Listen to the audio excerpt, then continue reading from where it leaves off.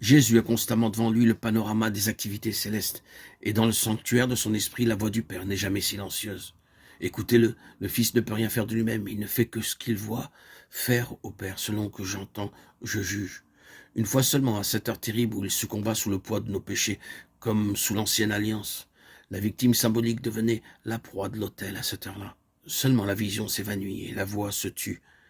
Mais il s'agissait là de l'expiation du péché, et nous n'aurons jamais à partager ce service-là. Par une seule offrande, il a amené à la perfection pour toujours ceux qui s'en approchent. Il a été trouvé fidèle. Présentons-nous aussi nos corps en sacrifice vivant et qu'aucune considération ne nous détourne de cette croix qui représente la volonté de Dieu pleinement accomplie. Ce n'est pas la peine d'obtenir de Dieu le désir de nos cœurs, comme les Israélites du psaume 106, verset 15, si nous devons pour tout profit voir le dépérissement de notre âme. À quoi bon céder à ce qui frappe les oreilles et les yeux du dehors, si c'est pour perdre la vision intérieure et devenir sourd à la voix de Dieu? Il est humain de marcher avec la foule, il est divin de marcher seul. Si un homme suit le grand nombre, va et vient avec la marée, on peut dire de lui, voilà bien l'homme, cela lui ressemble. Mais suivre un principe, résister à la marée, c'est avoir dans sa vie quelque chose de Dieu. Quoi de plus naturel que de faire un compromis avec sa conscience pour se plier au goût du monde et à la mode religieuse? N'y a-t-il pas tout à gagner? Sacrifient l'un et l'autre, prononcent la voix de Dieu sur l'autel du devoir et de la vérité. Personne ne m'a assisté, mais tous m'ont abandonné, écrit l'apôtre, à l'heure où, meurtri par les luttes de toute une carrière, il vient de comparaître devant Néron.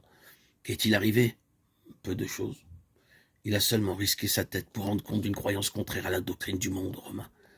La vérité n'est plus de mise depuis que l'homme a échangé sa robe de radieuse lumière contre un vêtement de feuilles flétries. Noé construisit et navigua seul. Il était de bon ton pour les voisins de railler cet homme bizarre. Vint le déluge, qui respecta cette unanimité. Abraham voyagea et adora seul. Les sodomites souriaient de ce simple verger. Ils suivaient la mode. Elle leur coûta cher. Daniel dîna et pria seul. Élie sacrifia seul et resta seul à clamer les exigences de Dieu. Jérémie prophétisa et pleura seul. Jésus aima et mourut seul. Et du chemin solitaire qu'il propose à ses disciples, il dit « Étroitez la porte et resserrez le chemin qui mène à la vie. » Il y en a peu qui les trouvent. Et quant au traitement qu'ils allaient recevoir de ceux qui suivent en nombre la voie large, voici ce qu'il en est dit. Si vous étiez du monde, le monde aimerait ce qui est à lui, mais parce que vous n'êtes pas du monde, à cause de cela, le monde vous est. Dans le désert, le peuple qui était censé représenter sur la terre le témoignage de Dieu encensait Abraham et persécutait Moïse.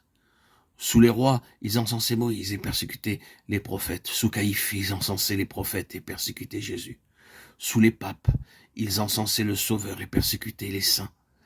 Et il se trouve aujourd'hui une foule de gens, aussi bien dans l'Église que dans le monde, pour applaudir à la courageuse persévérance des patriarches et des prophètes, des apôtres et des martyrs, et pour traiter de fous et de buter ceux qui font preuve au temps présent d'une semblable fidélité.